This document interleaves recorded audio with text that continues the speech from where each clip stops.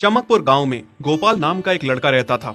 उसकी सौतेली माँ और बाप ने उसे घर से निकाल दिया था। उसकी सौतेली माँ ने सब कुछ अपने और अपने बच्चों के नाम पे कर रखा था और गोपाल को हिस्से के नाम पे 3 गायें दे रखी थीं। गोपाल पढ़ा लिखा तो बहुत था, पर नौकरी ना मिलने के कारण उसने सोच लिया था कि वो अब उन तीनों गायें की खूब देख रेख करके उनसे जो दूध मिलेगा उसे बेच के अपना कारोबार चलाएगा। अब मैं बिल्कुल अकेला हो गया हूँ। गौ माता, तुम तीनों के अलावा मेरा अब कोई भी नहीं है। बस मेरा घर चलाने के लिए तुम तीनों को मेरी मदद करनी होगी। तीनों गायें बहुत ही हट्टी कट्टी और जवान थीं और रिश्ते में भी एक दूसरे की बहनें लगती थीं। चंपा, चमेली और मैना। मैना सबसे बड़ी और समझदार गाय थी। चंपा गर्भवती थी और चमेली को अभी अभी बच्चा हुआ था। वो दूध दे रही थी, जिसके दूध को बेच के गोपाल का थोड़ा बहुत घर चल रहा था। पर गोपाल को अब चंपा और मैना पे पूरा भरोसा था कि जब उनका बच्चा हो जाएगा तो वो खूब दूध देने लगेंगी और जिससे उसका कारोबार अच्छे से सेट हो जाएगा। देखा चमेली बहन, हमारे मालिक को कितनी उम्मीदें हैं हम तीनों से। हाँ चंपा, सुना मैंने, मालिक ने हमसे कितनी सारी उम्मीदें लगा रखी हैं। और उम्मीद रखे भी क्यों ना, कितना समय खर्च करते हैं मालिक हम पे और कितनी सेवा करते हैं हमारी, कितना खिलाते पिलाते हैं हमें।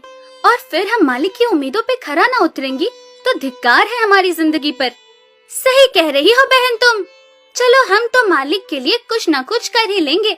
तुमने बच्चा दे दिया है, दूध भी दे रही हो, मैं भी गर्भवती हूँ। थोड़े दिनों में मैं भी बच्चे को जन्म दे दूंगी, फिर दूध भी देने लगूंगी।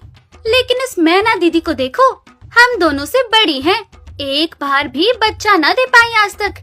क्या इसका फर्ज नहीं बनता मालिक के लिए कुछ? ये तो बड़ी हैं, हमसे ज्यादा इसको मालिक के लिए करना चाहिए था, लेकिन हम छोटी होकर इतना सोच रहे हैं। तुम दोनों ऐसा क्यों कह रही हो? क्या गलत कह रहे हैं हम? सही तो कह रहे हैं। कितने सालों से बांझ पड़ी हो तुम। ऐसा कैसे कह सकती हो तुम? बच्चा देना ना देना मेरे हाथ में थोड़े ना है। मैं भी तो माँ बनना चाहती हूँ ना। मैं भी चाहती हूँ कि दूध दूँ और मालिक को मेरे दूध से कुछ फायदा हो। अरे तुम क्या बच्चा दोगी जो इतने सालों से नहीं दे पाई?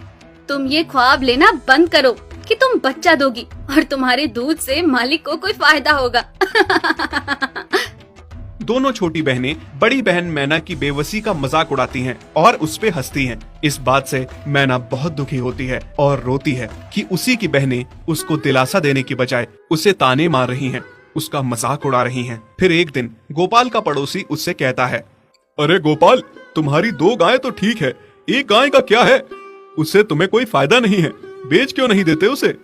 अरे नहीं नहीं भाई साहब, बेचना क्यों उसे? अभी बच्चा नहीं दे रही तो क्या पता कल वो बच्चा दे दे। कोई भी काम जल्दबाजी में नहीं करना चाहिए। अरे नहीं गोपाल, मेरे कहने का ये मतलब था कि तुम्हें अपना कारोबार जल्द खड़ा करने की जरूरत है, क्योंकि तुम्हारे घर वालों ने तुम्हारे साथ जो कुछ भी किया वो बहुत गलत था। अब तुम्हें जो भी करना है अकेले ही करना है। आगे शादी भी तो करनी है तुम्हें, उसके लिए भी खूब पैसा कमाना पड़ेगा। जब तुम्हारी सारी गायें दूध देंगी तभी तो कारोबार अच्छा चलेगा ना।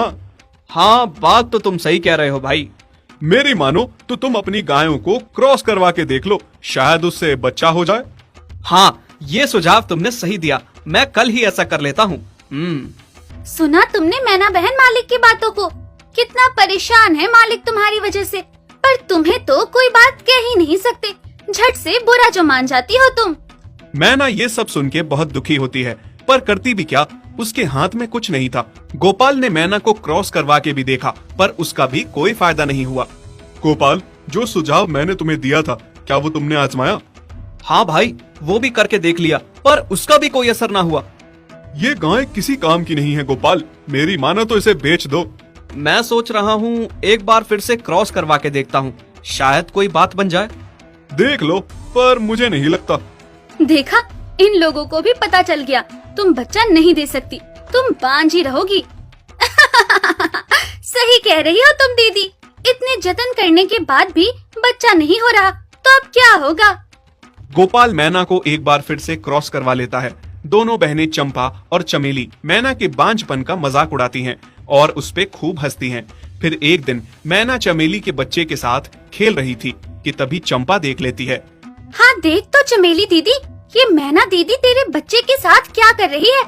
मुझे समझ में नहीं आ रहा, तू इस बांझ के साथ अपने बच्चे को कैसे छोड़ सकती है? जब मेरा बच्चा आ जाएगा मैं